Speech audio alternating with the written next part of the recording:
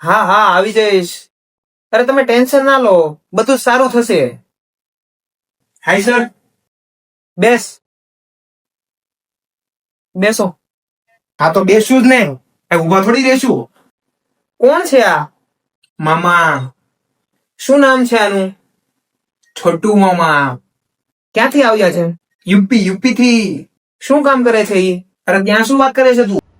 મારી સાથે વાત કર. શું કામ કરો છો તમે? અંદર બહાર. Import export? ચાકુ, વસૂલી. પાકું મામા જ છે ને? આજે એ વખતે કિસલાન લઈને આવ્યો હતો. અરે બેટા ખોટી વાત.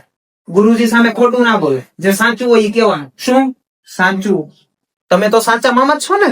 સાંભળ હવે પપ્પુ, તારે આ મીટિંગ માટે હું મારા બહુ જરૂરી કામ મૂકીને આવ્યો છું. બહુ વધારે ઇન્વેસ્ટિગેશન કરમાં, બાકી એક એવું પાટું મારીશ ને કે બંને અખરોટ નીચે પડી જશે. શું પડી જશે?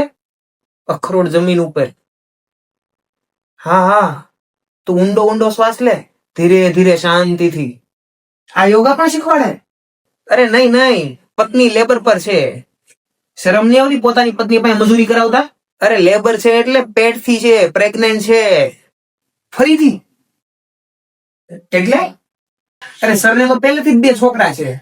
મારો પરિવાર, મારી વાઈફ, મારો સ્ટેમિના. તને શું પ્રોબ્લેમ છે એમાં?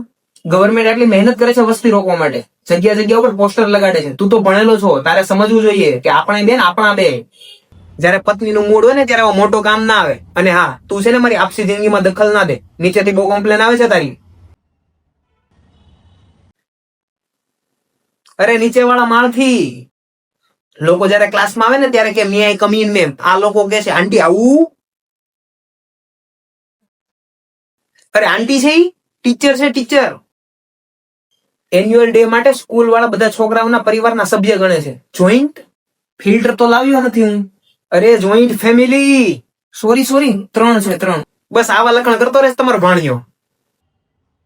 આખો દિવસ સ્કૂલમાં મીમ બનાવતો રહે. મમ્મી? Meme meme. યોગા ટીચરે એકવાર પૂછ્યું કે એક પગ ઉપર રહેવાનો ફાયદો શું, તો કે તમે આરામથી ચડ્ડી પહેરી શકો. જે બેન્ચ પર બેસે ને બેન્ચ પર એનું નામ લખ નાખે, અર્પિત અર્પિત. હું અહીંયા ચૂંટણી લડવાની છે આપણે? આ શું રીત છે સ્કૂલે વાયડે કરવાની? તમારા માતા પિતા તમને ભણવા મોકલે છે અને તમે આ ટીચરને હેરાન કરો છો? આ તો દેવતા છે. આ છોકરાની હજી વધારે કમ્પ્લેન કરું. તું સાંભળવા ચેલ ગુજા, છોકરાઓની બહુ કમ્પ્લેન આવે છે. સ્કૂલ ચલાવો છો કે જેલ?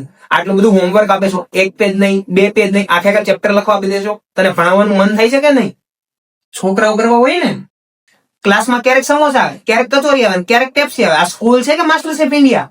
છોકરાઓને જમવા માટે ખાલી અડધી કલાક. તમારે રિસર્ચ પડતા તે છોકરા વાગે પીપી કરવા 15 મિનિટ તો ત્યાં લાઈનમાં ઉભા છે. તો એ ખાશે ક્યારે?